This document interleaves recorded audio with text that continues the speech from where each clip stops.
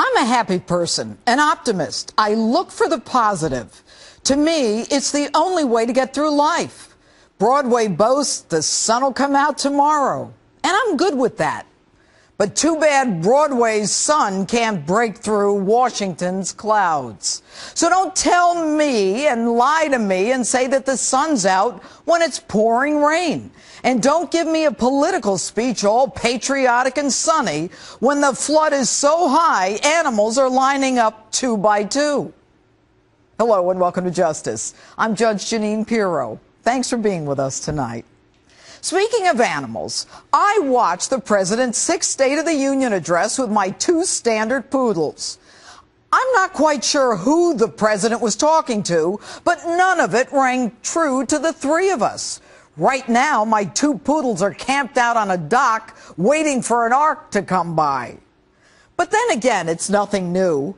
And to paraphrase another Washington paragon, what difference does it make? Well, I'll tell you what difference it makes. Lies threaten your future and your children's future. Yet in an uncertain world, with an uncertain economy and an uncertain future, the president's highlight? A minimum wage increase for federal contractors only. Really? You talk minimum wage while Iran races toward a nuclear weapon, while you reverse the sanctions against Iran as people with terminal illnesses lose their health care because you lied to all of them. And you are trumpeting the minimum wage? And then you pump up the night by telling us the economy has never been better. We have more manufacturing jobs than we did in the 1990s. That we have a great job recovery, the lowest unemployment rate in 5 years, and that we, the United States, are the envy of the world. The United States is better positioned for the 21st century than any other nation on earth. Mr. President, who are you talking to? Do you think any of us believe that? Our world standing is far lower than when you came into office. The Middle East burns us in effigy. Even you can't believe yourself. And here's a doozy. China is no longer the world's #1 place to invest. America is. According to whom? You're kidding, right? Let me make this simple. China is our creditor. Would you rather do business with a bank or a debtor? The truth? Experts overwhelmingly say the best countries to do business with are Ireland, China, India, Brazil, Canada. We're even behind Estonia, wherever that is.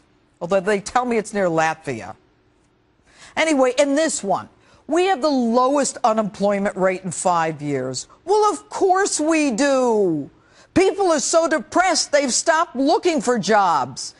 And if there's such great job creation, why do we need to continuously extend unemployment benefits? Why are there 20 million more Americans on food stamps since you took office? You want to up the minimum wage so more can attain the American dream. I'm all for that. In fact, as a teenager, I worked for the minimum wage for years in a dairy and then as a telephone operator. But if you're pushing the American dream, why the hell are you allowing in illegal immigrants who are competing for that same level of pay? Now, of course, everything in Washington is everyone else's fault. And you tell Congress to get those bills to your desk to put more Americans back to work. And if Congress wants to help, you can concentrate funding on proven programs that connect more ready-to-work Americans with ready-to-be-filled jobs. Excuse me, ready-to-be-filled jobs for ready-to-work Americans? Sounds a lot like those shovel-ready jobs that weren't so shovel-ready after you put $800 billion of our hard-earned tax dollars in the stimulus. That one didn't work out so well, now did it? Folks, the truth, it's all theater. And speaking of theater, Mr. President, what's with the Mad Men analogy? It is time to do away with workplace policies that belong in a Mad Men episode. You say that women still make 77 cents for every dollar a man earns? A woman deserves equal pay for equal work? Last time I gave that speech was 20 years ago. Have you ever heard of the Equal Pay Act of 1963, Title VII of the Civil Rights Act, or the Lilly Ledbetter Fair Pay Act? How dumb do you think we really are? And Mr. President, here's a thought. Stop using my wallet and my reproductive organs to instill fear in me and co-opt me into thinking that only you and your party are on my side and that everyone else has declared war on me. Stop pandering, deceiving, and bullying us into thinking that we women are victims. We're doing just fine. Thank you very much.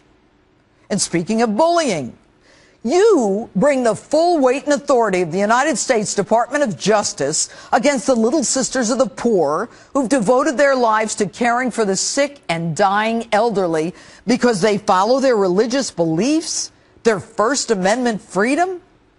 You even sound like a bully. I'm going to do what I want when I want. But America does not stand still, and neither will I. So wherever and whenever I can take steps without legislation to expand opportunity for more American families, that's what I'm going to do. Where are you taking your lead from?